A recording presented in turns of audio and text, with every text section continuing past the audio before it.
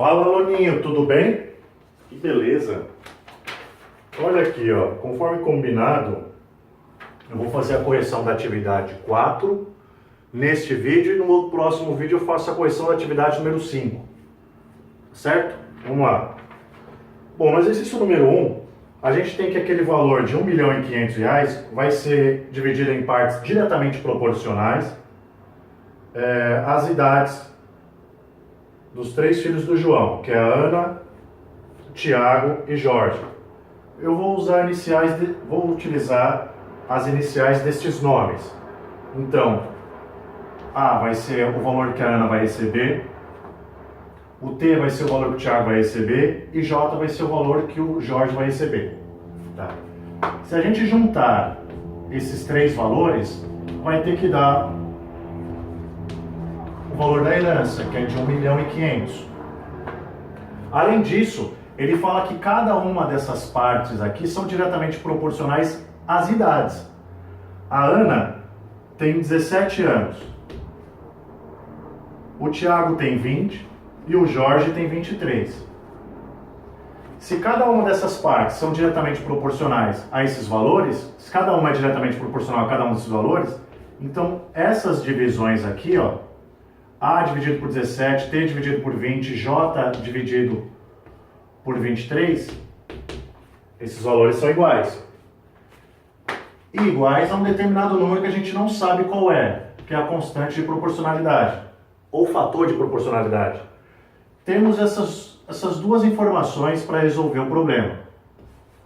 O objetivo é descobrir o valor de A, T e J. Mas só que a gente vai ter que criar um objetivo intermediário que é encontrar o valor de K. Encontrando o valor de K, a gente encontra esses valores. Tá? Vamos chamar essa equação aqui de 1. Vamos lá, a gente tem que A sobre 17 é igual a K. Utiliza a propriedade fundamental, multiplica em cruz. A vezes 1 vai dar A, 17 vezes K vai dar 17K. T sobre 20 também é igual a K. Usa a propriedade fundamental, fica 20K. E J sobre 23 é igual a K, multiplica em cruz, fica J igual a 23K. Agora a gente volta aqui para a equação número 1 e substitui esses valores no lugar dessas incógnitas. Tá? No lugar do A, a gente vai colocar 17K mais T. No lugar do T, 20K mais J. J é 23K. Tudo isso, de acordo com a equação número 1, tem que dar R$1.500.000. Muito bem. Somando aqui esses valores, a quantidade de K, 60K é igual a isso. 1, 2, 3, 4, 1, 2, 3, 4, 5. Ok. Divide os dois lados da equação por 60. Aqui vai ficar K e aqui vai ficar, isso aqui posso cancelar, aqui vai dar 2, sobra 3, 5, 1, 2, 3, 1, 2, 3. Então o valor do K é R$25.000. Agora fica fácil, ó, porque o A depende do K. A igual a 17 vezes K. Então você faz A igual a 17 vezes 25.000. Depois você faz T, que é igual a 20 vezes K, e depois J, que é igual a 23 vezes K. Aí você descobriu todos os valores. Tá? Essas contas aí é com vocês. Acho que o mais importante é essa parte aqui. Acho que o mais difícil é você montar e resolver e chegar até aqui. Depois é fácil. Tá? No 2, se trata de um problema proporcional, de proporcionalidade, porém ele não fala se o problema é direta ou inversamente proporcional. Você vai ter que utilizar a sua experiência de vida e descobrir isso. Tá? Vai ter que usar a sua intuição. Que nem ele fala aqui que uma quantia, vamos supor que um clube, vamos dizer assim, um clube vai pegar um determinado valor e vai repartir em partes proporcionais a quantidade de faltas que os jogadores vão fazer. É claro que quanto mais faltas o jogador fizer, menos ele vai ganhar. Ou quem fizer menos falta também vai ganhar mais. Se trata de um problema são grandezas inversamente, é uma divisão inversamente proporcional. Tá? Você fala, não, mas pode ser diretamente proporcional também. Bom, não vejo como poderia ser diretamente proporcional. Já pensou, você fala para o jogador, ó, quanto mais falta você fizer, mais você ganha. Não vai ter jogo, aluno, só porrada. Não é? Então pronto. Essa divisão vai ser inversamente proporcional. Então vamos chamar de, esse aqui é o segundo, de x, y, z, o valor que cada jogador vai receber. São 3 jogadores. Esse aqui cometeu 5 faltas. Esse aqui cometeu 7 faltas. Esse aqui cometeu 11 faltas. Certo? Se juntarmos essas quantias aqui, ó, juntar é somar, isso vai ter que dar o valor do prêmio, que é de R$ 3.340. Cada uma dessas partes, x, y, z, serão inversamente proporcionais a esses valores, respectivamente, ou seja, 5 vezes x tem que ser igual a 7 vezes y, tem que ser igual a 11 vezes z. E isso vai dar um determinado valor que nós não sabemos qual é, e a gente chama de k. Tá? Essa aqui é a equação. Novamente, precisamos de um objetivo intermediário, que é descobrir o valor do k. Depois que a gente descobrir o valor do k, fica fácil encontrar o x, y, z. Então vamos em busca do k. Então a gente tem que 5x é igual a k. Aqui você não vai usar a propriedade fundamental porque não tem nada embaixo do x aqui no denominador. Então não faz sentido se multiplicar em cruz. Tá? Como eu quero isolar o x, a gente divide os dois lados da equação por 5, que é o 5 que está atrapalhando, ele está multiplicando. Pensa na operação inversa. Na hora que eu divido aqui por 5, fica só o x. Ó. O mesmo raciocínio a gente vai utilizar aqui. Divide os dois membros por 7, fica y igual a k sobre 7. E 11z também é igual a k. Divide os dois membros por 11 e dá esse valor. Agora a gente substitui esses valores na equação 1. Voltamos na equação 1, que é uma equação que tem 3 incógnitas, e fazendo essas substituições aqui, ó, a gente transforma essa equação com uma única incógnita, que é o k, descobre o k, acabou o problema. Porque ó, o x depende do k, o y depende do k e o z também. A partir do momento que você descobre quem é o k, só dividir por 5, só dividir por 7, só dividir por 11. Vamos voltar. Quem que é o x? O x é k sobre 5.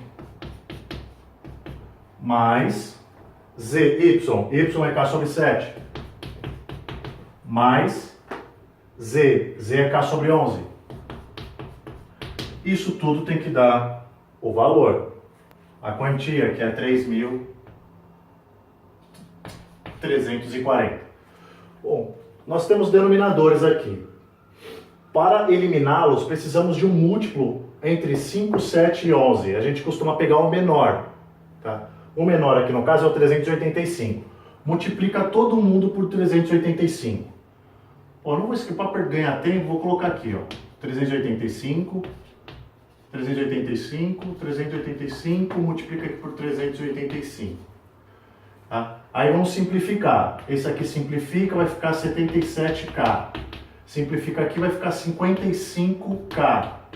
Simplifica aqui, vai ficar 35k. Essa multiplicação aqui vai dar 1.285.900. Somando aqui, quantidade de k, vai dar 167k igual a 1.285.900. Divide os dois membros dessa equação por 167. Cancela aqui. E lá vai dar 7.700. Pronto. Agora eu não tenho mais dificuldade. Só substituir esses valores. K sobre 5. Isso aqui vai dar 1, 2, 5, 2, 4, 0. Então, o jogador que cometeu 5 faltas vai receber 1.540. Y, K sobre 7. Vai ganhar um pouco menos. Fez um pouco mais de falta do que esse, vai ganhar um pouco menos. E por fim, Z vai dar R$700. Se dividir 7.700 por 11, vai dar 700. Perceberam? Quem cometeu mais falta ganhou menos, quem cometeu menos falta ganhou mais. Isso significa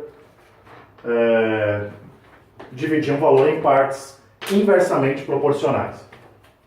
3. Após organizar sua biblioteca, Lucas percebeu que metade de seus livros era de matemática, a terça parte dos livros era de história e 20 livros eram de artes. O total de livros da biblioteca de Lucas era de... Bom, a grande parte dos alunos equacionou da seguinte maneira. 3. X é a quantidade total de livros. A quantidade de livros de matemática é a metade. É a metade. Isso aqui é a quantidade de mate. E a terça parte disso daqui é de história. E 20 livros são de arte. Tá? Isso aqui é a primeira etapa.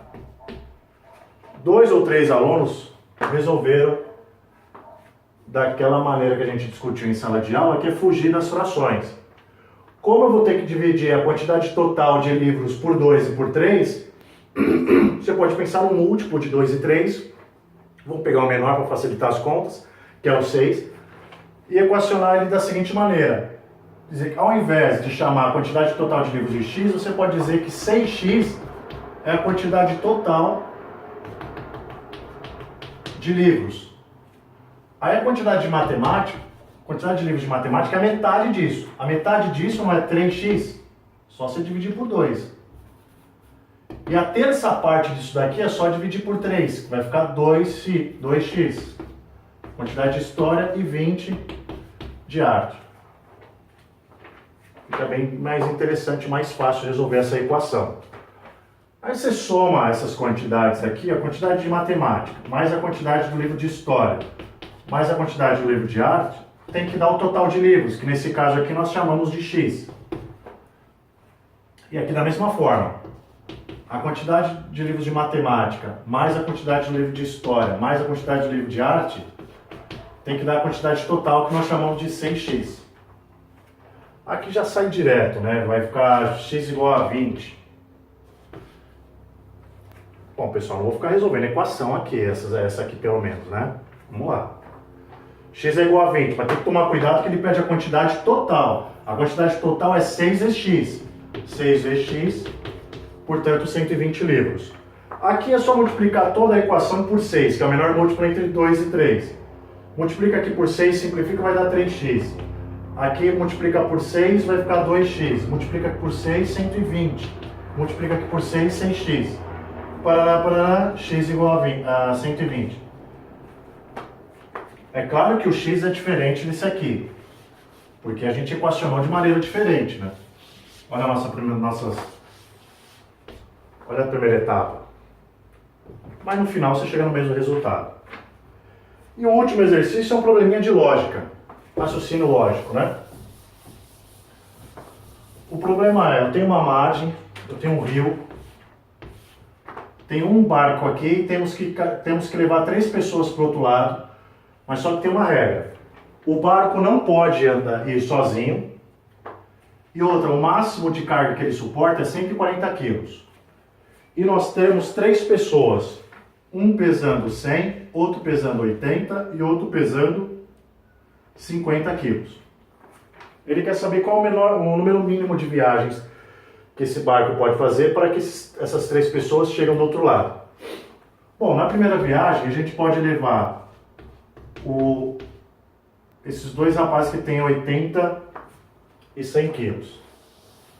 Então essa aqui, primeira viagem. Então do outro lado chega esses dois. Uma viagem. Na segunda viagem, na volta, a gente deixa um desses aqui, não importa qual. Vai ficar o de 80 e vai o de 50. Quem já estava aqui, o de 100, e acabou de chegar o de 50. Na terceira viagem, fica o de 50 aqui e vai o de 100. Quem já estava lá, o 80, e acaba de chegar o de 100. Na volta, vem esse de 80 sozinho, o de 100 fica, vem o de 80, quarta viagem. Quem já estava aqui, o de 50, agora chega esse aqui para fazer companhia. E na quinta viagem, vai os dois, o 50 e o mais 80. Quem já está lá, o de 100, e agora acaba de chegar esses aqui. Bom, minha quantidade mínima são 5 viagens. Bom, é isso, aluninhos. Espero ter ajudado. Boa prova.